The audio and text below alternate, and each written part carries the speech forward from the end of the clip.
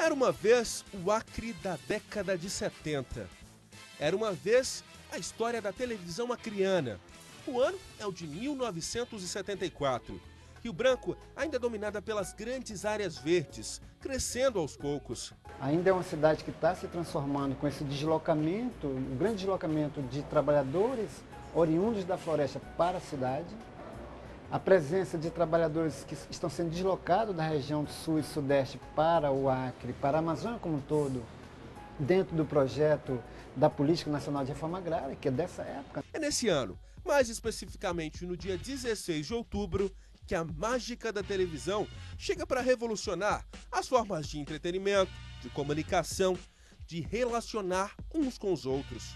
O papel da televisão trazendo valores, trazendo canções, músicas, programas, novelas, filmes e povoando nosso imaginário. Então isso afeta completamente o panorama urbano, afeta completamente as nossas sensibilidades. Muito do que a gente fazia antes, de estar no final da tarde na frente de casa, após a janta, as brincadeiras que nos conduzia para as ruas noite adentro, isso vai mudando. No Brasil, a primeira transmissão da TV foi na década de 50. 24 anos depois, essa caixa preta chegaria no meio da Amazônia. A dona Dulce trabalhou na TV Acre logo nos primeiros anos de implantação.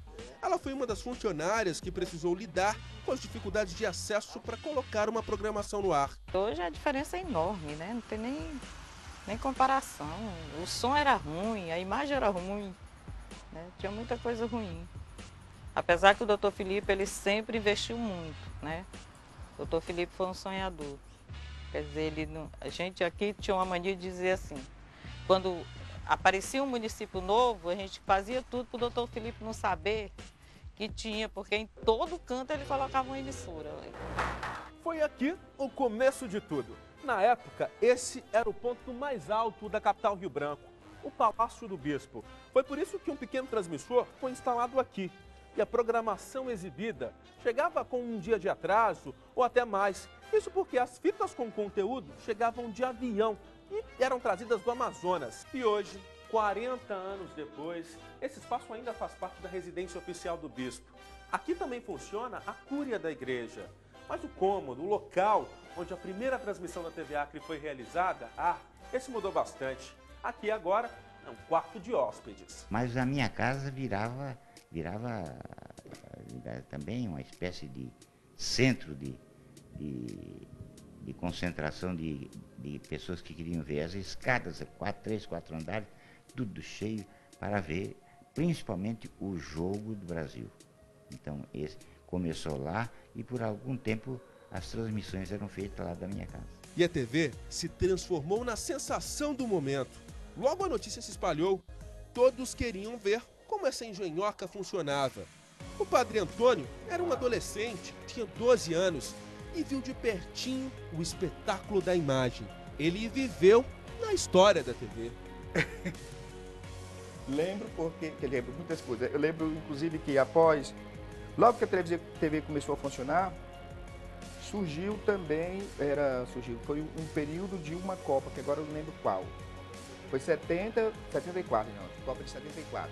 Para a Copa de 74, as pessoas deixavam a televisão ligada, assistiam a televisão, mas com o rádio ou perto da televisão ou em cima da televisão, para entender a transmissão.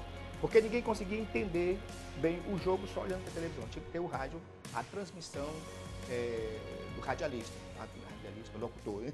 Mas comprar um televisor em 1974 não era uma tarefa fácil como é hoje, né? O preço era salgado, cabia no bolso de pouquíssimas pessoas. Mas todo mundo queria ver essa novidade. Uma das alternativas foi instalar aparelhos aqui, na esplanada do Palácio Rio Branco. E olha que fato curioso, uma das primeiras exibições foi da Copa de 1970. Isso mesmo, os acreanos viram 4 anos depois o título do Brasil. Ao final, um chute de Valdomiro da direita e um frango do goleiro dava a classificação ao Brasil, que venceu pelo mínimo necessário, 3-0. E o Adalberto lembra bem desses tempos. Também pudera, ele praticamente ganhou a televisão como presente de aniversário. Ele completou 22 anos, um dia depois da TV ir ao ar pela primeira vez. A luz apagava 11 horas da noite E ali, até esse horário, as pessoas, as famílias se sentavam, começavam a contar causos, histórias dos seringais, histórias do Nordeste. E aí a televisão entrava no ar e depois a gente olhava a cidade e não tinha ninguém na frente das casas. As famílias mais abastadas já compravam logo o seu aparelho de televisão e os outros iam para a casa de quem tinha televisão. Se formava aquele aglomerado, entrava pelas portas, o nego sentava no chão, outros ficavam pela janela para ver a TV, para ver as primeiras imagens. Não há dúvidas que a chegada da TV foi um dos momentos mais marcantes daqueles tempos. E isso alimentou ainda mais o caso de amor dele com a imagem em movimento. Adalberto já trabalhava como cineasta, tinha produzido 2 filmes e quis se aventurar nessa nova linguagem. E nessa história eu fui o primeiro acreano a fazer um programa na TV Acre ao vivo. Ela funcionava aqui na rua Silvestre Coelho. Na época não tinha canal de maternidade, era um igarapé cheio de mato. E era logo aqui. O que é que fazia? Eu botava os equipamentos, uma câmera assim, lá atrás do pátio, que a gente chamava o programa Seresta no Pátio. E a gente fez os programas, eu trazia os seresteiros, convidava, e ali eles iam tocar, dizer o que é que era seresta, o que é que era essa onda. Então o seresteiro ali ia conversar, dizer essas coisas que eu estou falando aqui. E aí, vamos tocar uma, né? Aí o cara estava lá com a sanfona, o outro com violão, o outro com sax. E era sempre assim. Os anos se passaram, nós já estamos em 2014 e o poder de sedução da TV só cresceu, evoluiu e envolveu mais e mais gerações. Mas olha como a vida é engraçada.